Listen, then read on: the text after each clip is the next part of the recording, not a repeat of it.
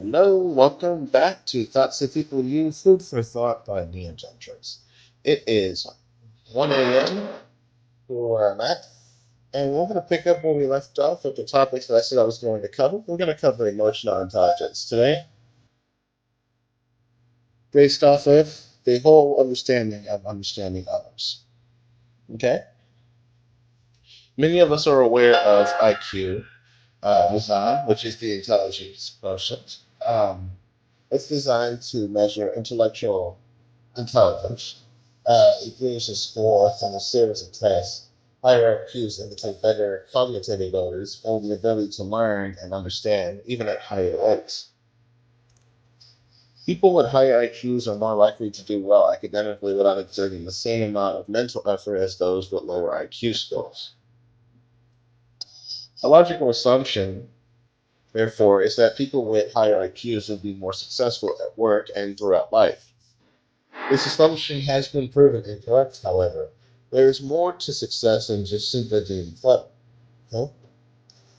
Emotional intelligence, or EI, if you will, sometimes called EQ, or the emotional quotient, is a more modern concept and was only fully developed in the mid 1900s by the very same Daniel Goleman, among others, of course. You got to give props and credit where it's due.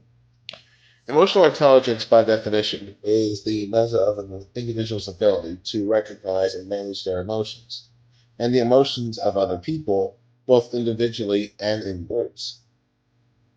Okay? There are benefits of higher emotional intelligence.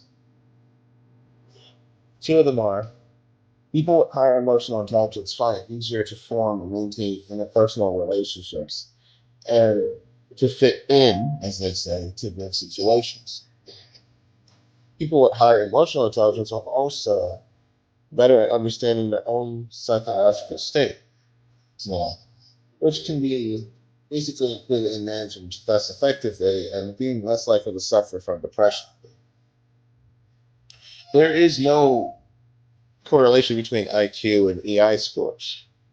In other words, academic aptitude, or IQ, has no connection with how people understand and deal with their emotions and the emotions of others.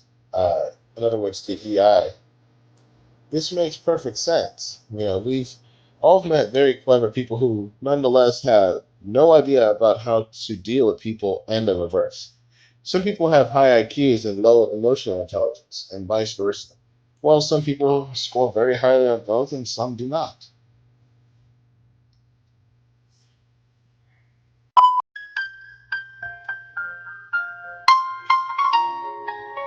IQ and emotional intelligence attempt to measure different forms of human intelligence, along with personality.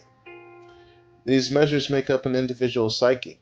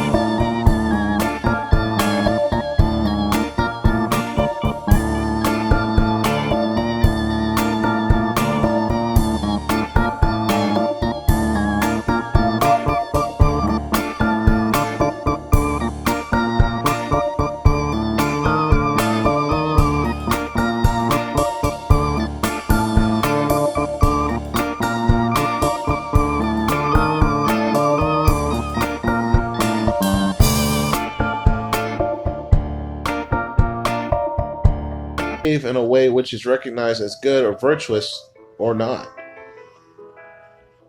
Which leaves only motivation left for this section.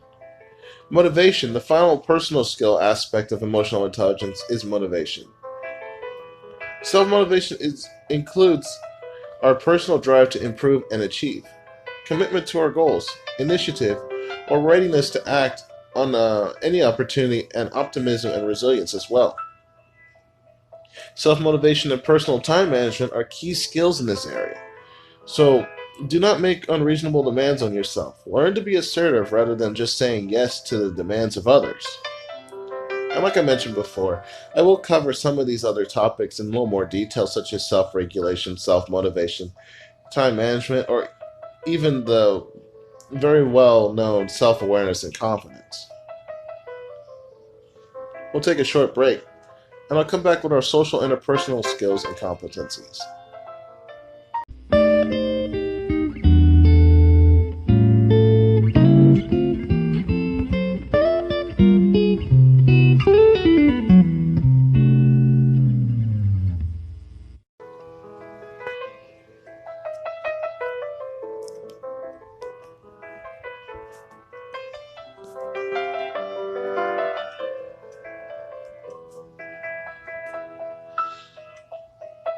So next is social or interpersonal skills or competencies. Interpersonal skills are the skills we use to interact with other people. They enable us to communicate appropriately and build stronger, more meaningful relationships. Emotional intelligence includes how we understand others and their emotions, and our actions and behaviors towards them. There are two key aspects, like I mentioned before: empathy. Empathy is an awareness of the needs and feelings of others, both individually and in groups, and being able to see things from the point of view of others. Empathy helps us to develop a stronger understanding of other people's situations. It includes understanding others, developing others, helping a service orientation, leveraging diversity, and political awareness. Empathy can often be difficult to achieve.